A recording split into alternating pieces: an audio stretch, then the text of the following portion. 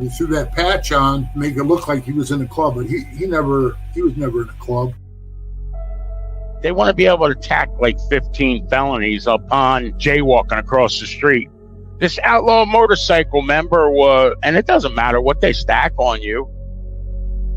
Because they're a friend or they know somebody and they start hanging them around and making them an official hang around. Next thing you know, they're prospecting. Before you know it, they got a patch. And I'm going, you've never been in a club. His dad was a bandito. He borrowed $100 from the club. It might have been 1,000. I don't know. But his own son was 86. I think it was from that point on, I was like, one day, I'm going to be one of those guys. And he said, if you don't get on a stand, you're going to lose. You're going to jail. I said, I can't take the stand. Welcome to this episode of Chatting with Staxx. I'm your host, Bill Staxx, and today I got Repo, Rod, and PeeWee. Fuckhead, I took his bike, made him sign the title over and give it to me, and I brought it down here and I sold for $2,500. That's all it was worth, Throw that towards the bike getting fixed, right? Yeah, but look what I put out. I put out $9,000, and it ruined your friendship. And it ruined my friendship. That I couldn't put a price on, Billy. That was sad. But yeah, like Repo said, he hit me 80 miles an hour. And bro, I gotta tell you, thank God I did all that powerlifting and thanks for all those steroids, Were you I was strong. Repo? Were you there? Were you there? I'm here. No. No, but I'm telling you, man, thank God for all those steroids. And big as I was, 450 pounds, when I was on the bike, when he hit me, the impact, man, the impact was so unbelievable. When he hit me in the back, it felt like he broke my back. I still got problems with the middle of my back. And when he hit me, I hung on to the handlebars because I knew it was coming. I could hear it. And I could hear the motor coming, man. So I held on for dear life. And when he hit me, bro, the bike mine was flipping over to the side. I held it up with all my might. I bent my handlebars in. And I don't give a fuck I bent them or not, man. I kept myself up and I didn't go down because I was on blood thinners and all kinds of shit. I would have bled out. That'd have killed you. That could have killed you. I wish Joe was on blood thinners. You know what I mean? I would have went over there and danced. I went over there and danced in the blood. You know what I mean? I would have did a fucking Navajo blood dance, something in the blood. Hey, here's one. Hey, Joe, if you watch this podcast, could you come to the next run and PeeWee, allow PeeWee to at least kick you in the teeth a few times? And maybe we can invite that other guy to come out and give him a kick or two as well. Yeah. So, hey, to wrap up a funny story on that dude, I didn't talk to him ever again after that. I was so mad at him. Yeah. Because he said it wasn't his fault, but it was his fault. He took the pills, bro. He took the pills. It was his fault. So anyway, about 2 years ago, he hit me up for a friend's request on Facebook. And I thought, man, do I want this fucking piece of shit in my life? And I thought, man, I'll try to be the better guy, turn a cheek, let it go. So I accept him as a friend. Not 2 weeks went by, he hits me up. Hey, PeeWee, can you borrow me $100? Boop, block, delete. Mm-hmm. Yeah. Wow. The audacity of some people, man. Yeah. You got to have boundaries with people, right? Oh, you got to, bro. You got to set them up. People are wild. People are insane. He was one of those guys, too, Billy, that when he was a prospect, he was a good prospect. But when we got to Illinois, we were on the way to Laconia, New Hampshire. And we stopped in Illinois. The Illinois Nomads was having some kind of benefit party. So we stopped there, and all the prospects were out doing a watch, or they were serving food, or they're doing something. So I looked at Joe, and he's standing in line to get food with the members. And I mean, this makes me look bad, right, Repo?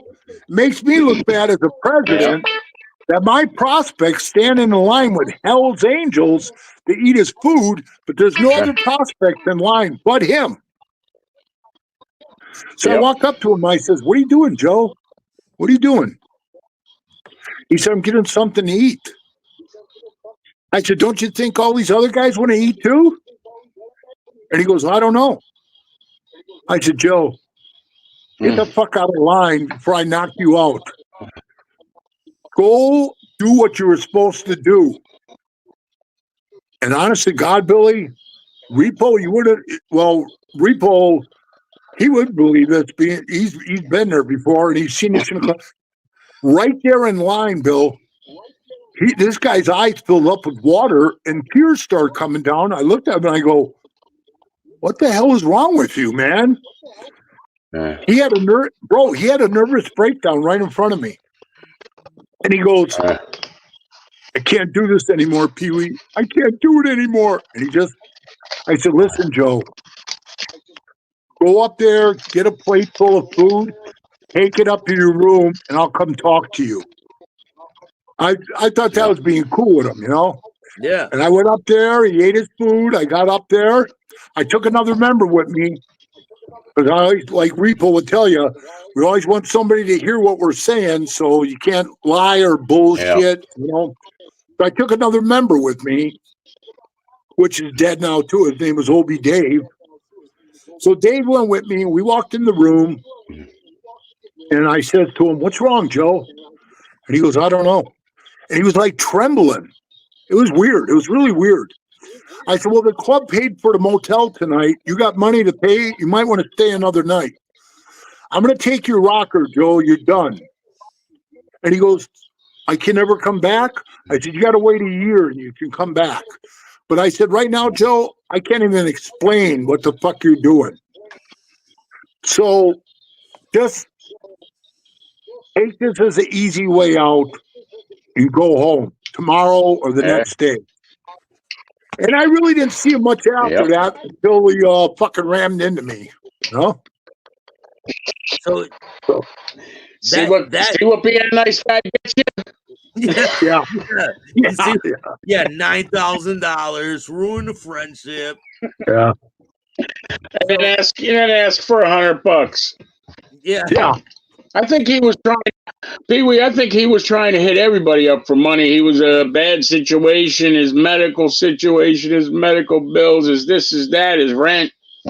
I think he was going through the whole pack of us trying to hit everybody up for money. He didn't hit me up. Jeez, Yeah, he was something else, bro. But you know, I felt sorry for him in kind of, I felt sorry for him kind of in a way, because he didn't really have any money, and like Repo said, it cost a lot of money to be a Hell's Angel, bro. He didn't have it. He couldn't go anywhere. He couldn't do anything. He couldn't afford this. He couldn't afford that. Christ almighty, man. He never had a vehicle running. He had a nice bike. He bought a new Road Glide, and I'm going to tell you, a couple times he borrowed it to me.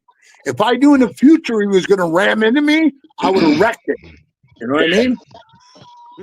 But I didn't know the future, bro. So, you know, with that being said, he borrowed me his bike, and I was just trying to be a nice guy. Have you had a lot of people you have to let go from the club, like prospects? Both of you guys. Have you guys had a lot of people that, like, you ain't cutting it? And have you had any crazy situations where you got to let them go and some things transpire? I had it happen to me. I was in Minnesota. We had that. Minnesota. I said we had that one. We had that one prospect out there. I think it was at the 05 USA run. A former pagan, no less. That for 2 years he couldn't make a USA run, and then it was the East Coast president You know, shit was in a bind up way at that time, and he went. For some reason, you know how it is, PeeWee. You either ride there or you have to have a bike available to you at that run, where you must go back and forth to the run site with the bike, so you can move to the next stage one day. Well, he claims he has this Texas chopper, and you can't get parts anywhere for it. And something went bad, and it's going to take 2-3 months. Well, you're going to go fucking tell this guy that's the East Coast president, and it's been around for a while and knows bikes. And so, you know, I had talked to them, and they said, hey, you know where this fucker is, man? If you see him, send him to us. I find him. I said, hey, look, you know, oh, geez, what the hell do they want to talk to me about? I said, I don't know. Go talk to him. But whatever you do, don't lie to them when you go over there. If they ask you about your bike, tell them what it is. He goes over there and he ran that same stupid goddamn story, lie to him. 5 minutes later, those guys come up to me and they go, where is that piece of shit? Get him the fuck out of here. Take him back to the hotel. Take his shit. Call a taxi, call something, beat his ass, throw him out in the street, whatever, but don't ever bring him back here or to anything else, or we've got a major problem. Well, he goes and he lies right to their face. How he didn't get his ass beat right there and then, I have no clue. None whatsoever. Repo, when you see him, is he like copping pleas with you? Like, oh man, no. Oh yeah, running all kind of stupid shit. Oh, but I said, man, you fucking done, man. Give me your fucking shit, and if you got a problem. And there was one prospect there. He wrote it. He was right behind me. I'm like, dude, I'm telling you, take your fucking shit off now. We're gonna come in there and we're gonna take it the fuck off in a bad way. Now pack your bag. Get the fuck out of the room, start walking. And it was that dam bridge was right near the run site that was down in the hollow there. And keep walking till we can't fucking see you no more, and hurry up about it. And because whatever you told them, whatever that lie was, it must have been a real doozy.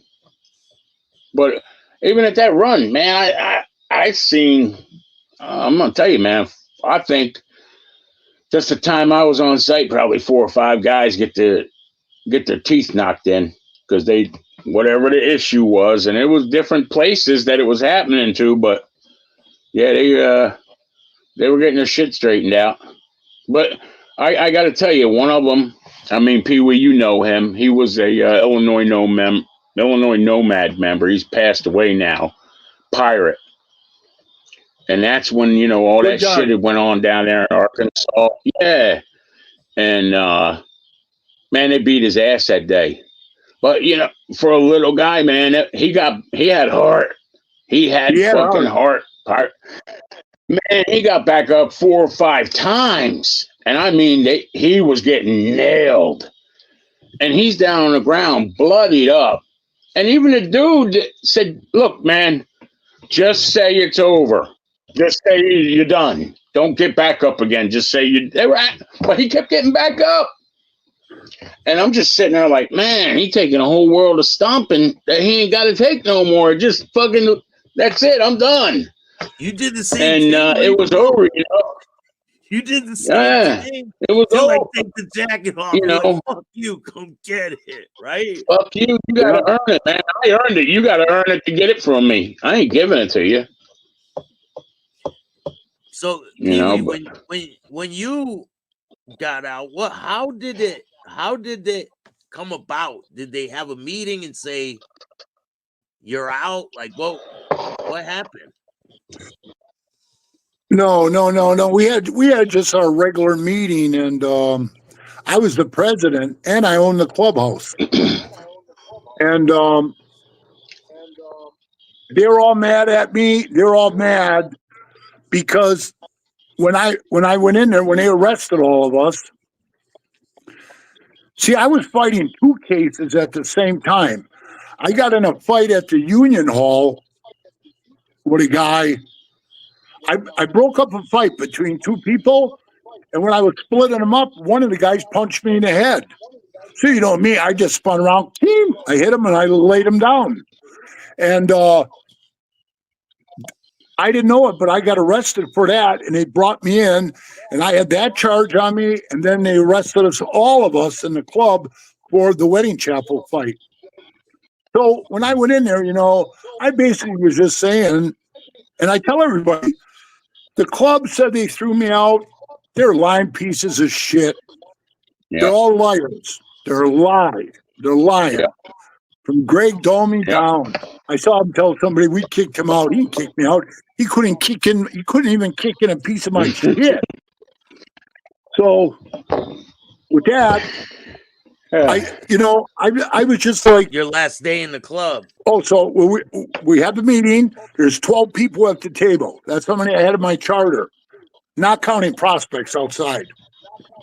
And we were sitting there, and I said, so let me ask you guys something. Do you guys think on that tape, I didn't say anybody's name, so how did you guys come up with the conclusion that I was snitching on somebody or I was telling the cops something wrong? Because every time in Sturgis, the cops would raid us. First words out of their mouth was, "PeeWee, cops are here, talk to them." I said, why don't you talk to them? And they said, you're better at it. Well, obviously I'm not, you know, because they all were like freaking out that I said some secret agent. So with that being said, bro, I was the one who sat at the end of the table and I said, how many of you guys here think I disrespected the club in any way?